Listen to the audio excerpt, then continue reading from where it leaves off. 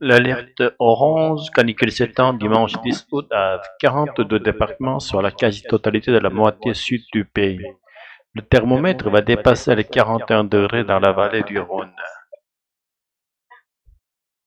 Week-end de chassé-croisé sur la route sous un soleil de plomb. À 11 heures, sur une aire de la banlieue bordelaise, il y avait déjà 28 degrés au thermomètre.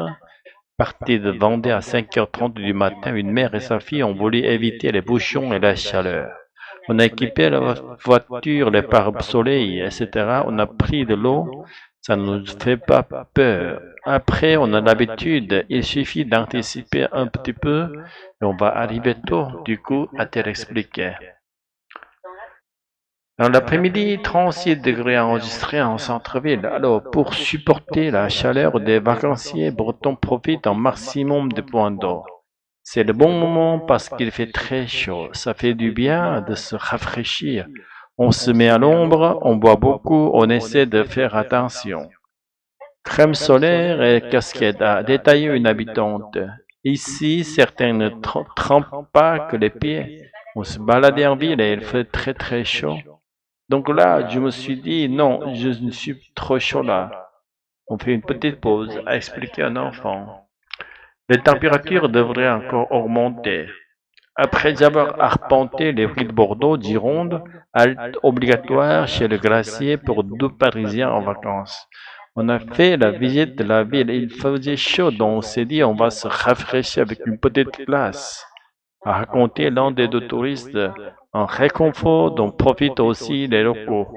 Ça va, c'est moins pire que ce qu'on a vécu début juillet. On commence à s'habituer un petit peu à la chaleur, a expliqué une Bordelaise. Pour trouver un peu de fraîcheur, certains touristes privilégient des lieux particulièrement protégés du soleil. À l'intérieur de la cathédrale Saint-André de Bordeaux, une dizaine de degrés en moins, on s'abrite dans les endroits où c'est un peu ombragé. Ça ne nous a pas trop dérangé pour visiter, a fait savoir une habitante. On est venu pour un moment de fraîcheur et puis nous sommes pour se recueillir. Ce sont des endroits sympas à visiter, a ajouté une autre riveraine. Les températures devraient encore un peu augmenter dans les prochains jours. La barre des 40 degrés pourrait même être atteinte lundi. La dune du Pilat est aujourd'hui menacée par l'érosion, la pollution et la surfréquentation. Les agents de l'Office national des forêts, ONF, veillent chaque jour à la préservation du site. Ce 7 jours sur 7 durant la période estivale, ils patrouillent sur les plages du littoral au pied de la dune du Pilat. Des agents de l'Office national des forêts, ONF, sont en première ligne face au risque d'incendie. Donc là, on adapte la signalétique en forêt aux entrées de forêt pour le public pour qu'ils puissent être informés. Le niveau de vigilance est passé en orange, donc un risque élevé, a expliqué Caroline Fourcade, technicienne de l'ONF. Depuis les incendies dévastateurs de 2022 dans la région, la police de l'environnement est encore plus vigilante lors de ses patrouilles. On fait surtout passer un message de prévention par rapport au risque d'incendie qui est derrière tout ça. Pour la sécurité des gens qui ont passé la nuit, s'il y avait eu un incendie qui s'était déclaré la nuit, ou alors éventuellement parce que les gens font du feu, ils peuvent être à l'origine d'un sinistre, a apprécié Fabrice Carré, technicien au sein de l'organisme. En Gironde, le feu est la première menace pour les dunes de sable. Lors des incendies, la végétation présente à l'arrière des dunes disparaît. Plus rien ne retient le sable qui recule du trait de côte poussé par le vent. Mécaniquement, la mer gagne du terrain. Au Pilat, ce sont plus de 80 mètres de perdu en 6 ans seulement. Mathieu Burger est technicien forestier. Il a vu l'érosion bouleverser durablement le paysage. Là, on a des restes de souches qui laissent penser qu'on avait une forêt au-dessus de nous, même qui se prolongeait un peu plus à l'ouest. Et on a des restes aussi de sol forestier. La croûte que vous voyez, c'est l'ancien sol forestier. Ce n'est pas du sol dunaire, c'était une forêt à cet endroit-là. Et petit à petit, la dune a disparu et la forêt maintenant se fait attaquer par l'érosion à tel détail. La nature a aussi besoin d'un peu d'aide en plus. Les dunes doivent aussi affronter l'avenir en masse de touristes. Plus d'1,5 million de visiteurs piétinent les côtes déjà fragilisées. Alors, pour éviter d'autres affaissements, des aménagements existent, chemins balisés obligatoires, entrée sur la plage en point unique et installation de barrières de protection.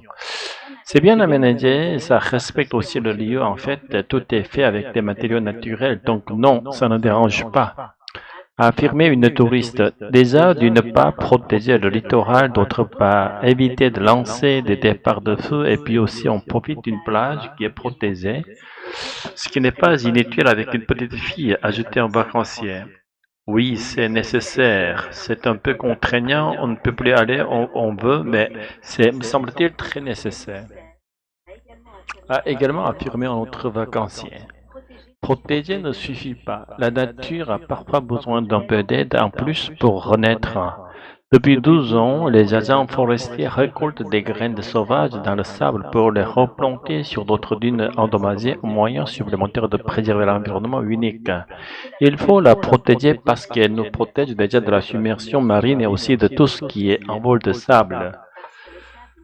Parce que le sable est piégé ici, ce n'est pas du sable qui va s'envoler sur les habitations ou sur les infrastructures. Et après, il y a aussi un enjeu de biodiversité et de paysage. C'est quand même une richesse d'un point de vue écologique, a détaillé Delphine Boulet, responsable du littoral à l'honneur.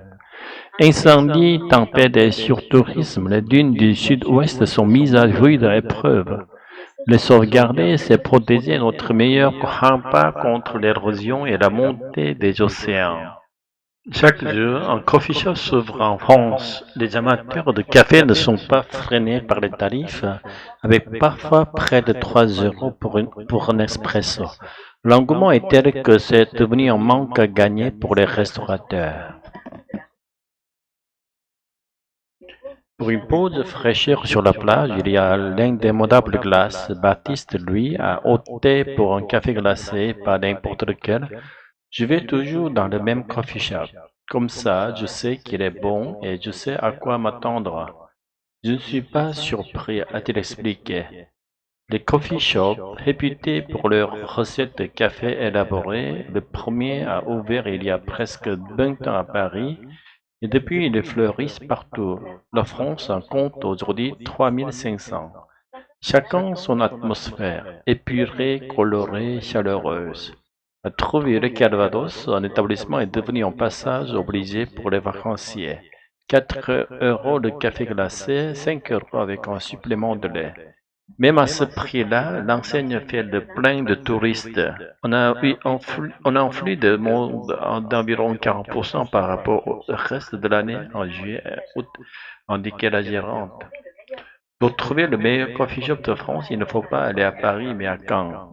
Beaucoup de clients fidèles ont découvert les différents arômes d'un café. Pour Sébastien, anesthésiste, ça n'a rien à voir avec celui qui consomme à la clinique. C'est vraiment pas un café plaisir. C'est un café pour apporter de la caféine, mais pas du tout pour le plaisir de dégustation. Ici, c'est comme si je dégustais un bon vin, a-t-il expliqué.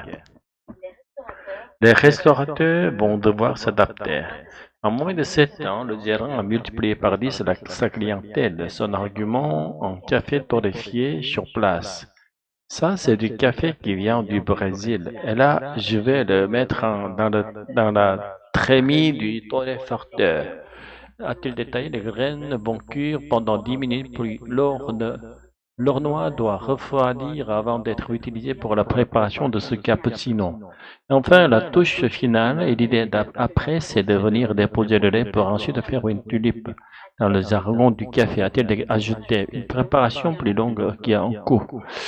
C'est 1 euro plus cher que dans le bistrot d'à côté. Pour un double espresso, c'est tout à fait convenable. Surtout avec la qualité du café ici, je pense que c'est très bien, a affirmé un client. À Paris, les prix s'envolent. C'est en moyenne 2 fois plus cher que dans une brasserie traditionnelle. Pas de quoi freiner l'engouement aux grandes dames des professionnels de la restauration. Chaque matin, l'établissement d'Alain Fontaine demeure presque vide. Voilà les tables qui restent pour leur petit déjeuner du matin. Il faut imaginer qu'il y a encore quelques années, toutes ces tables étaient occupées par des gens qui prenaient des petits déjeuners des cafés, des croissants. À avec deux fois moins de clients le matin, on chef à 10 heures. C'est pas